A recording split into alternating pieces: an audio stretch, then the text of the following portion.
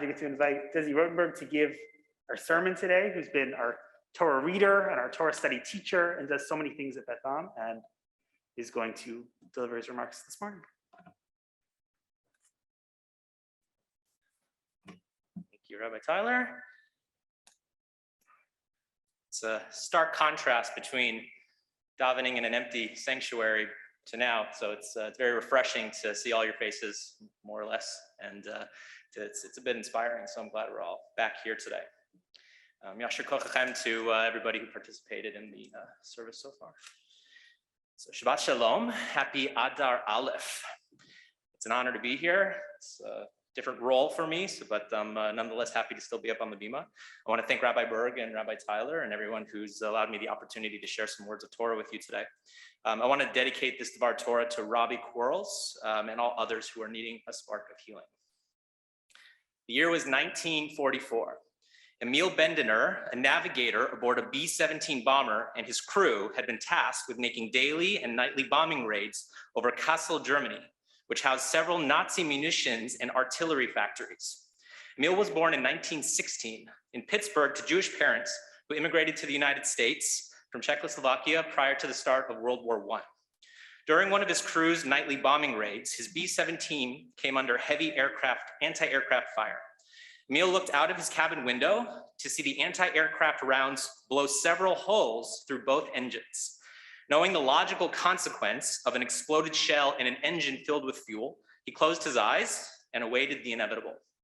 Several seconds passed, and the plane was still in flight. He looked around to his crewmates, and all were bewildered. What just happened? Shouldn't we all have been dead by now?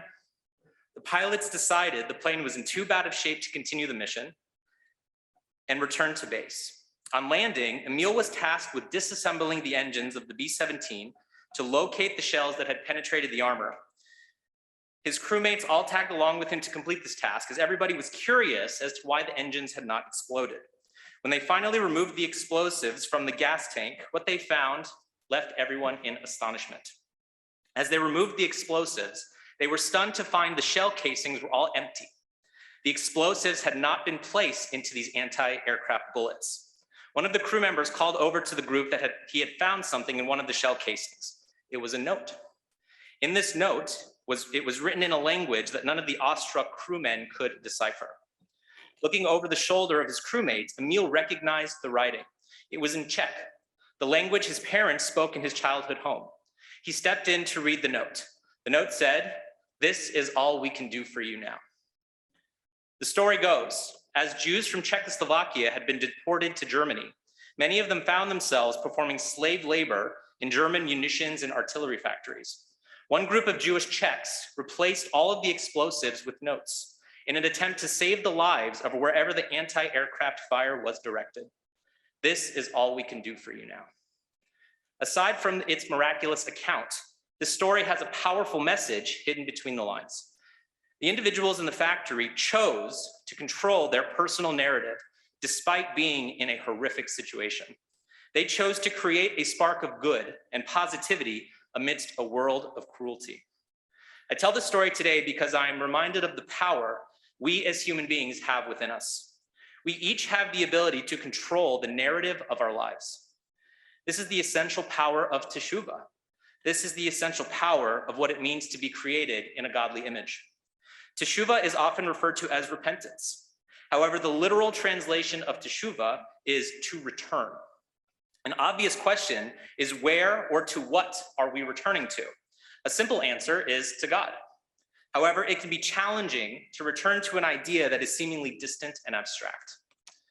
I want to suggest an alternative approach to teshuvah, that we return to our purest form and a headspace where we feel the joy of being alive. We return from a place of desolation, pain, and grim challenge to a place where we are controlling the narrative of our lives and we are using our senses to engage with each moment. So how do we overcome tragedy and challenge? Cognitive behavioral therapy takes the approach of using tragedy, adversity, and obstacles to reinform how we view negative events. The Tanya, a compendium of Jewish thought and philosophy, takes the cognitive behavioral therapy approach one step further. to take the trauma and use it as a tool to recontextualize and rebuild our perception of the world around us with positive action. We can see this in the form of the Czechoslovakian Jews working in the German artillery factory. We use our current situation to find meaningful ways to fix a broken world. As the saying goes, the road to hell is paved with good intentions, but the road to heaven is paved with righteous action. Let's take the recent events and apply this paradigm. Considering what recently occurred in Texas with the hostage situation at Congregation Beth Israel Synagogue, or recent bomb threats at several historically Black colleges and universities, we can use the information as an opportunity to inform our decisions moving forward. We can ensure that we have an emergency action plan in place both in our homes, in our places of work, worship, and leisure. We can ensure that we have discussed the emergency action plan with our children, our coworkers, and we've practiced how to respond in the event of an active shooter or any emergency for that matter. We can reorient our prayers and our connection to those who have been affected. We can use the pain within ourselves to seek counsel and support. We can use the negativity as a tool to build our resolve. The essence of faith is recognizing that these negative events are inevitable, whether it be an active shooter situation, a sudden cardiac arrest, or anything in between. Our faith in our humanness calls on us to be prepared and to rise to the call if and when the opportunity presents itself.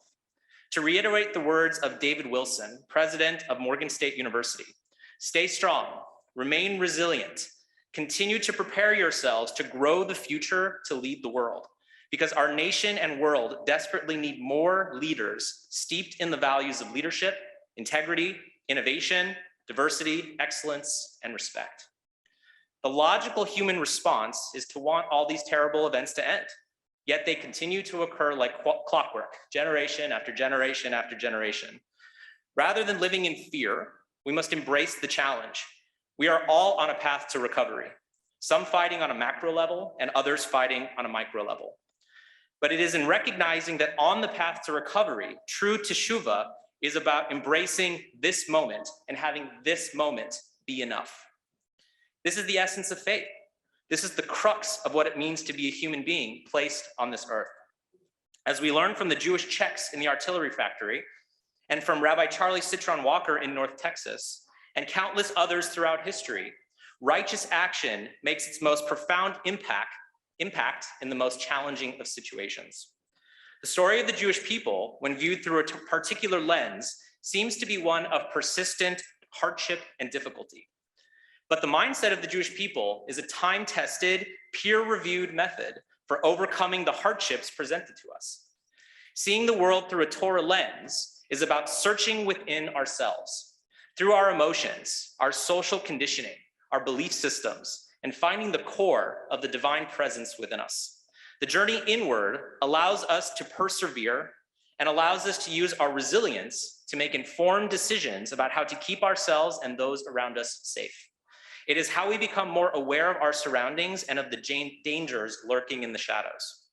Spiritual awareness comes into play when we lean into our vulnerabilities and allow ourselves to be the most authentic version of ourselves in whichever moment we find ourselves in. God, therefore, calls on us to use our hardships, our struggles, and our trauma as opportunities for transformation. The Torah speaks about a choice, either to focus our attention on the pain, which will only perpetuate the pain and the suffering, or to focus our attention and our energy on ways to grow back stronger, wiser. But like any love story, as is the case between God and the Jewish people, the story does have a happy ending. Not because the story ever really ends, but because despite all of the negativity in the world, we are still here. We are still moving forward with joy, resilience, conviction, and faith. In this week's Parsha, as Rabbi Tyler alluded to earlier, we read, "Build for me a sanctuary so that I may dwell within them."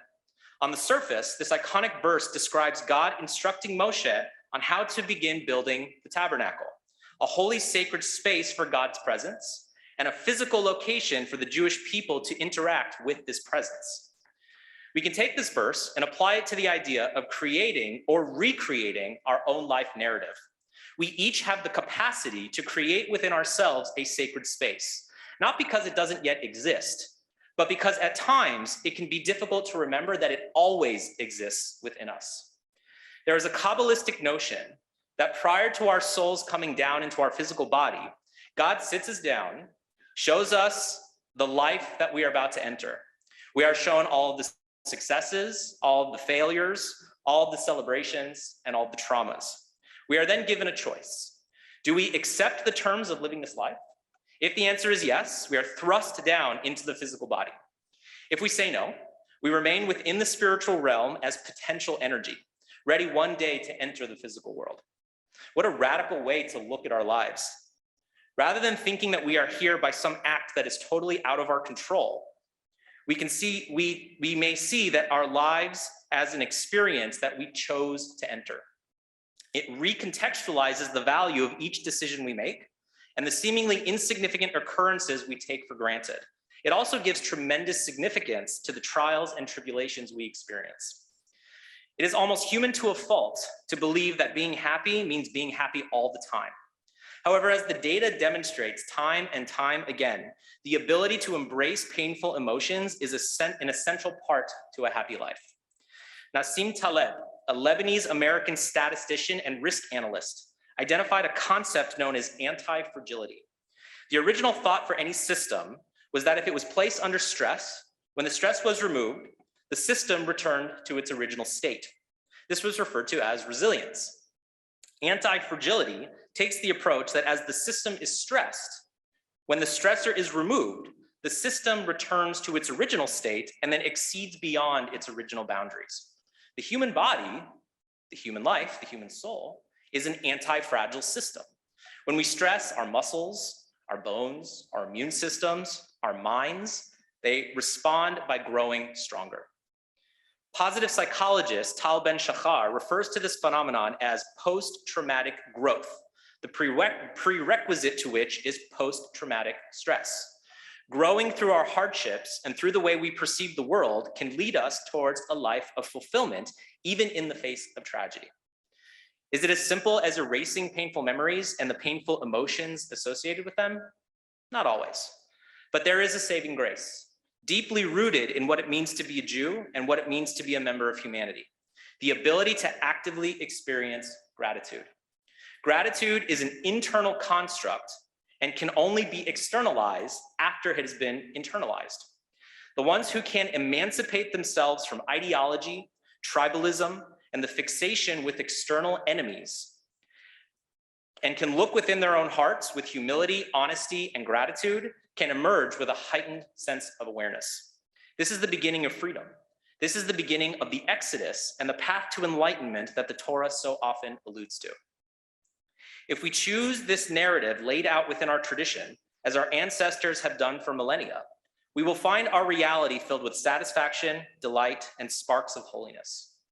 Judaism, like many minority groups who have experienced oppression and acts of violence, are the proverbial people who can look within themselves and who stand as a beacon of hope to others in times of pain and distress. This is what it means when the Torah refers to the Jewish people as a light unto the nations. I want to close with a quote by Dr. Edith Eger, a clinical psychologist and survivor of Auschwitz. She states in her book, The Choice, "Healing is about embracing the darkness. You cannot turn on the light until you acknowledge the presence of the darkness. To run from the past or to fight against our present pain is to imprison ourselves. Feelings, no matter how painful, aren't fatal. Sometimes in our worst moments, the moments that set us spinning with ugly desires that threaten to unglue us with the sheer weight of our pain, are in fact the moments that bring us to understand our self-worth.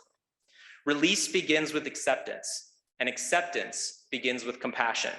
This is how we endure. This is how we win." Shabbat Shalom.